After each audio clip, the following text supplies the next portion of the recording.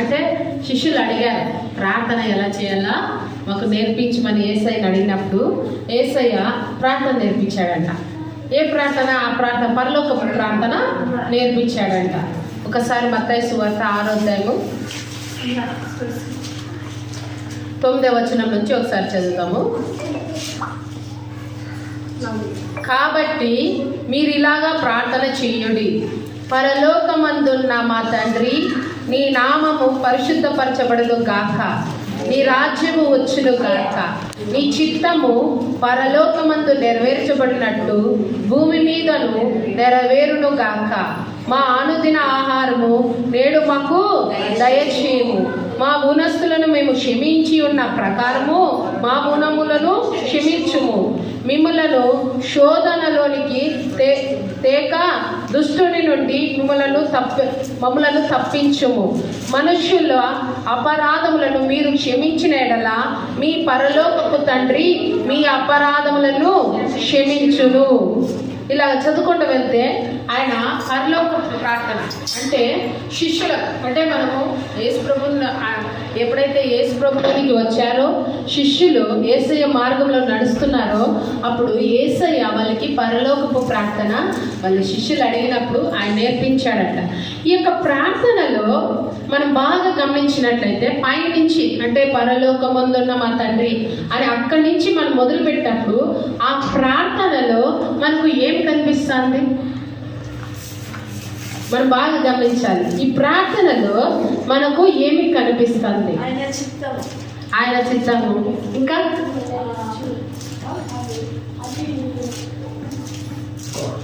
మనిషికి ఏం కావాలి? మనకి మనం బ్రతకాలంటే మనకి ఏం కావాలి? ఆహారం కావాలి. మరి నెక్స్ట్ మన మనిషికి కావాల్సినది ఓన్లీ ఇక్కడ మనం చూసినట్లయితే ఈ యొక్క ప్రార్థనలో మన సొంత విషయాల కొరకు వస్తే నేడు అనుదినము మాకు ఆహారము దయచేయమనే ఉన్నది. అంటే ఇక్కడ అంటే దేవుడు యేసయ్య ప్రార్థన నేర్పించినప్పుడు శిష్యులకు దేని కొరకు ప్రార్థన నేర్పించాడు? దేవుని రాజ్యము భూమి మీదకి వచ్చేలాగా, ఆయన చిత్తము మనలో జరిగించబడలాగన, మనము మనము ఇతరులు క్షమించాలి, మన రుణస్థ అంటే మన పాపములు క్షమించబడాలంటే మనం ఇతరులు క్షమించాలి. నెక్స్ట్ మనం శోధనలో పడకుండా దేవుడు తప్పించాలని, మనకు అనుదిన ఆహారం దయచేయబడాలని. సో ఇక్కడ మనం చూసినట్లయితే ఆ ప్రార్థనలో ఏమి కనిపిస్తుంది? ఎక్కువ శాతము దేవుని రాజ్యం విషయమే కనిపిస్తుంది. మనిషికి ఈ భూమి మీద బ్రతకడానికి ఏం కావాలి? మనం బ్రతకాలన్న అంటే ఫర్ ఎగ్జాంపుల్ మామూలుగా ఫిజికల్గా చెప్పాలంటే మనిషికి బ్రతకడానికి ఒక పూట భోజనం ఉంటే చాలు, మనిషి బ్రతుకుతా. ఫిజికల్గా చెప్పాలంటే, బయాలజికల్గా చెప్పాలంటే ఒక మనిషికి బ్రతకడానికి కొంచెం ఆహారం ఉంటే చాలు, నీళ్ళు ఆహారం ఉంటే చాలు దేవుని దృష్టికి. నెక్స్ట్ ఇవన్నీ చూస్తే పరలోక సంబంధమైన విషయాలే. మనిషికి కావలసినది భూ సంబంధమైన విషయాలు కాదు, పర సంబంధమైన విషయాలే కావాలని దేవుడు ఇక్కడ పరలోకపు ప్రార్థన యేసయ్య తన శిష్యులకు నేర్పించాడు. ఎప్పుడైతే శిష్యులు యేసయ్యను వెంబడిస్తున్నప్పుడు మీరు ఈ లోక సంబంధుల వలె కాకుండా పర సంబంధుల వలె జీవించాలంటే మీరు ఈ ప్రార్థన చేయవలెను అని పరలోకపు ప్రార్థన తన శిష్యులకు నేర్పించాడు. మనము కూడా యేసు ప్రభువును అంగీకరించినాక మనం ప్రార్థన జీవితంలో మొదలుపెట్టినప్పుడు మనకు పరలోకపు ప్రార్థన ఆటోమేటిక్గా మనం నేర్చుకుంటున్నాం. అంటే ఆయన ఈ భూమికి ఎందుకు వచ్చాడు ఆ ఉద్దేశాలే కానీ వేరొకటి నేర్పిలేదు శిష్యులకి. అంటే తన బిడ్డలుగా ఉన్నవారు కానీ తన శిష్యులుగా ఉన్నవారు కానీ ఆయన చెప్పిన నేనే మార్గం సత్యం జీవమునై ఉన్నాను అన్నాడు.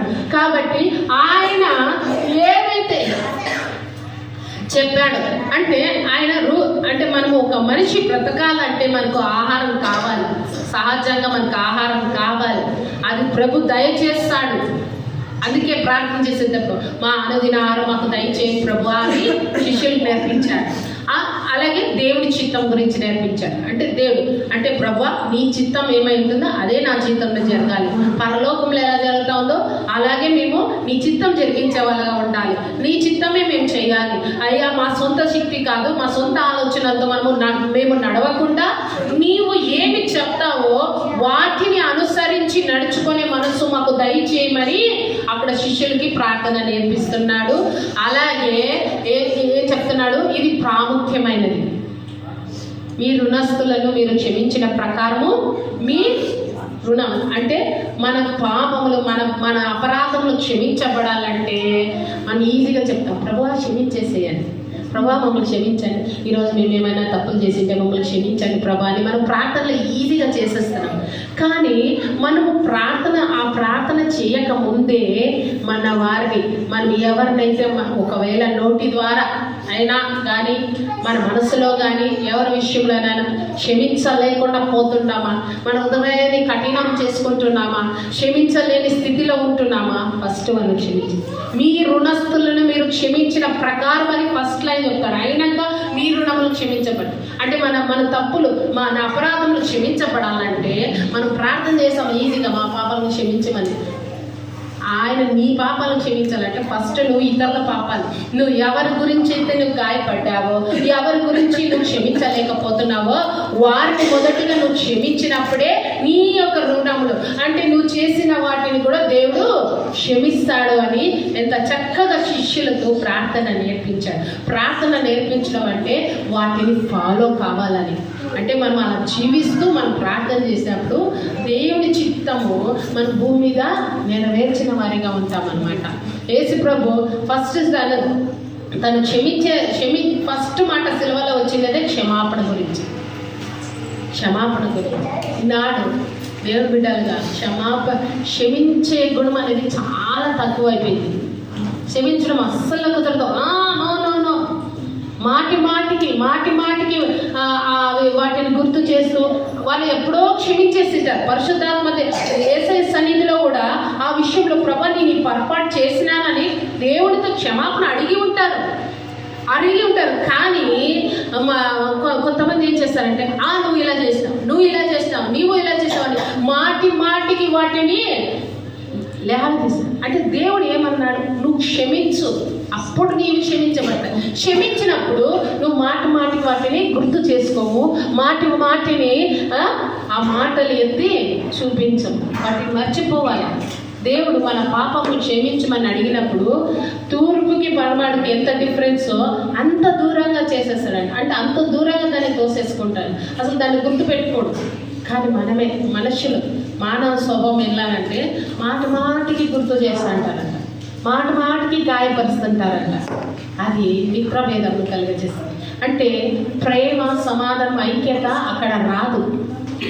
ఎప్పుడైతే మనం క్షమించే మనస్తత్వం ఉంటామో, వాటిని గుర్తు చేసుకోకుండా ఒకరు క్షమించే గుణము కలిగి ఉంటామో అప్పుడు మనలో ప్రేమ వస్తుంది, సమాధానం వస్తుంది, ఐక్యత వస్తుంది.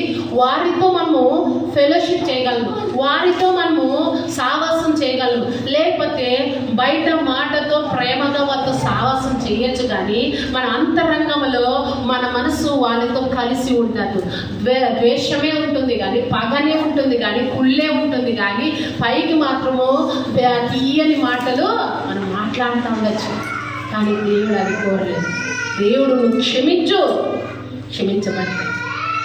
ఆయన పంటికి పన్ను, ఆయన కరెక్ట్గా ఉంటాడు. ఆయన మాట అంటే మాటే. ఆయన మాట్లాడే మాటలు ఎలా ఉంటాయంటే, ఆయన బతికినప్పుడు ఆయన సేవ జీవితంలో ఆయన మాటలు ఎలా ఉండేవంటే ఏదో తేనె పూసిన కత్తిలా ఉండే కాదు. ఎంతైనా చేసుకోండి అని, నిన్ను దేవుడు దీవించిన గాక, నువ్వు ఆశీర్వదించబడదు గాక, ఇలాంటి మాటలు పలకలేదు. ఆయన మొహమాటము లేకుండా ఖండిస్తూ మాట్లాడినాడంట. ఆయన మాట ఖండిస్తూనే ఉన్నది. ఆయన ఉన్నట్లే చెప్తాడు కానీ ఏదో కవరింగ్ చేసుకుంటూ అయ్యో ఏమనుకుంటారో, వీళ్ళేమనుకుంటారో, వాళ్ళేమనుకుంటారో అని కాదు. ఏముంది అలాగే మాట్లాడేవాడు. మనకి అలా మాట్లాడే వాళ్ళంటే సరిపోదు, ఉన్నట్లే మాట్లాడేవారు సరిపోదు. దేవుడు శక్తిలాగా మాట్లాడతారు, బంధాలు తెలియలేదు తెలుసలేదు. అలా మాట్లాడేవాళ్ళు ఉన్నట్లే మాట్లాడేవాళ్ళు గాయపరుస్తారు అనుకుంటారు. కానీ గాయపరిచే వారు మనల్ని బాగు చేస్తారు. ఉన్నత చెప్పేవారు అలాగే స్వార్థానికి వాడుకుంటుడు వారే మనల్ని తెలియకుండానే గాయపరుస్తా ఉంటారు. స్వార్థానికి వాడుకునే వాళ్ళే మనల్ని తెలియకుండా గాయపరుస్తూ ఉంటారంట. ప్రేమగా వాళ్ళ అవసరతను తీరడానికి మనతో ప్రేమగా ఉంటారు, కానీ అది కాదు. దేవుడు మనల్ని బాగు కోరే దేవుడు. ఆయన మన మన ఆత్మ రక్షణలోనికి రావాలని కోరే దేవుడు. మీరు అనుభవాన్ని కోరుకుంటాడు, కానీ మనము ఉండాలనే కోరుకుంటాడు. కాబట్టి మనము ఎప్పుడే కానీ గమనించాలి, మనం కానీ మనతో ఉండేవారు కానీ ఎలా ఉన్నారు, మనం ఎలా ఉన్నాం, మనం క్షమిస్తున్నామా, మనం మనస్ఫూర్తిగా వారితో ప్రేమగా ఉంటున్నామా, ఏదో పైగా ప్రేమ చూపించే వారికి ఉంటున్నామా, ఉత్తుత్త ప్రేమ మాటలు మాట్లాడేవారికి ఉంటున్నామా, మన మనసు నుంచి ఆ ఫీలింగ్. చాలా మంది ఈనాడు నటించడం బాగా నేర్చుకున్నారు. నటించడము సేవకులతో అయితే ఇంకా బాగా నేర్చుకున్నారు, కానీ ప్రభుతో ఎంతగా మాట్లాడడం నేర్చుకున్నారు. అక్కడ ఒకసారి సీమోన్ ఇంటికి భోజనానికి వెళ్ళినప్పుడు వారి మనసులో ఏమనుకుంటున్నాడో యేసుప్రభు గ్రహించాడు.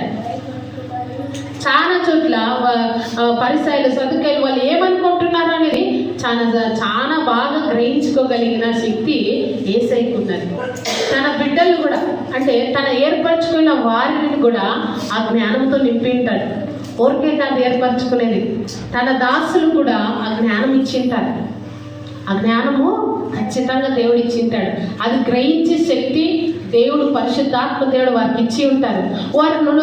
వారు అలా మాట్లాడుతున్నప్పుడు, అంటే లోపల ఒకటి ఉంటుంది, పైనేమో సంతోషంగా మాట్లాడినట్ల, పైనేమో మెప్పించేలాగా మాట్లాడుతున్నప్పుడు ఆ దైవ సేవకుల హృదయాల్లో బాధ, వేదన కలుగుతుంటుంది. వీళ్ళు మాట్లాడేది వేరు, వీళ్ళ హృదయంలో ఆలోచిస్తున్నది వేరు, వీళ్ళు నటిస్తా అన్నారు అనేది దేవుడు, పరిశుద్ధాత్మ దేవుడు సేవకులు తెలియజేస్తూ ఉంటాడు. ఆ విషాదాల జీవితము దేవుడు కోరుకోలేదు. శిష్యులకి ఎంత చక్కగా నేర్పించాడు, భక్తి కలిగి ఉండడం ఎలాగా, ప్రార్థన ఎలా చేయాల, మనం ఏమిటి కోసం ప్రార్థన చేస్తాం. ఈనాడు మన లైఫ్ స్టైల్లో ప్రేయర్ అంటే ఏమైంది, ప్రభువా మాకు తీర్చు, ప్రభువా మాకు ఇల్లు కావాలా, మాకు ప్రభువా మాకు అది కావాలా, మాకు ఇది, మాకు ఆరోగ్యమే. అసలు యేసు ప్రభు భూ సంబంధమైన విషయాలే శిష్యులకు నేర్పించలే. ప్రార్థన చేసే విషయాలు, మన ప్రార్థనలన్నీ భూ సంబంధమైన ప్రార్థనలే, భూలోకంలోవే వీటి కొరకే ప్రార్థన చేస్తాం. పర సంబంధమైన ప్రార్థనలు చాలా తక్కువ ఉంటాయి మన లైఫ్లో. కానీ యేసు ప్రభు ఒక్కటే, మనం బ్రతకడానికి తిండి కావాలి కాబట్టి అది కూడా ప్రభువా మా అనుదిన ఆహారం నువ్వే దయచేయాలి అని ఎంత చక్కగా నేర్పించింది. అన్ని పర సంబంధమైన విషయాలే నేర్పించినాడు, కానీ శిష్యులకి భూ సంబంధమైన విషయాలు మనం ఎక్కడ చూడలేదన్నమాట ఈ ప్రార్థన, పరలోక ప్రార్థనలో మనం చూసినట్లయితే. కాబట్టి మన ఆత్మీయ జీవితంలో కూడా మనం ఎక్కువ శాతము పర సంబంధమైన విషయాల కొరకు ఆశ కలిగి ఉండాలి. మన ప్రార్థనలో కూడా పర సంబంధమైన విషయాలే అడగాలి. నా జీవితం, మన కుటుంబం పర సంబంధమైన విషయాలతో కట్టబడాలి, వాక్యంలో కట్టబడాలి. మన జీవితాలు దేంతో కట్టుకుంటున్నాం మనం ఒకసారి పరిశీలించుకోవాలి. వాక్యం సత్యము, ఆ వాక్యములోనే మన జీవితాలు కట్టుకోవాలి. కానీ ఈ లోకంలో వాటితో కట్టుకుంటే ఈ లోకమును మనం వదిలిపెట్టిపోవాల్సిందే. ఈ లోకంలో వాటినే అడుగుతూ ఉంటాం.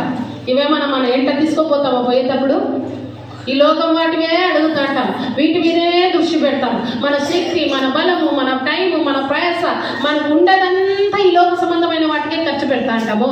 అవేమన్నా మన వెంట వస్తుందా? మన వెంట వచ్చేది భక్తి, మన వెంట వచ్చేది భక్తి. కాబట్టి దాని కొరకు మనం తక్కువ, కానీ టైము మన సొంత కార్యాల కొరకే మనము. అందుకే వాక్యం ఎప్పుడైతే అర్థం చేసుకుంటామో మనం వేటిని వెతుకుతున్నాం, మనం వేటిలో ఎక్కువ సమయం గడుపుతున్నాం అనేది వాక్యం, పరిశుద్ధాత్మ దేవుడు వాక్యం ద్వారా మనతో మాట్లాడతాడు. అందుకే వాక్యం విషయంలో ఆసక్తి కలిగి ఉండాలి, వాక్యాన్ని అర్థం చేసుకోవాలి, శ్రద్ధగా వినాలి, చదివేటప్పుడు కూడా శ్రద్ధగా చదవాలి. పరిశుద్ధాత్మ దేవుడు, ప్రభువా నాతో నువ్వు మాట్లాడు, పరిశుద్ధాత్మ దేవా మీరు మాతో మాట్లాడు, నాతో మాట్లాడు. ఈరోజు నీ వాక్యం చదువుతున్నప్పుడు నువ్వు నాతో ఏం మాట్లాడతావో దానికి నేను లోబడాలి. నీ వాక్య ప్రత్యక్షత నాకు కావాలి. ఆ వాక్యము సత్యము. సత్యము మనల్ని స్వతంత్రులుగా చేస్తుంది. ఈ భూ సంబంధమైన విషయాలు మనల్ని బంధిస్తాయి, కానీ వాక్యము మనల్ని స్వతంత్రులుగా చేస్తుంది, సత్య మార్గంలోనికి నడిపిస్తుంది అనమాట. ఆ వాక్యానికి మనము సమయం ఇవ్వాలి.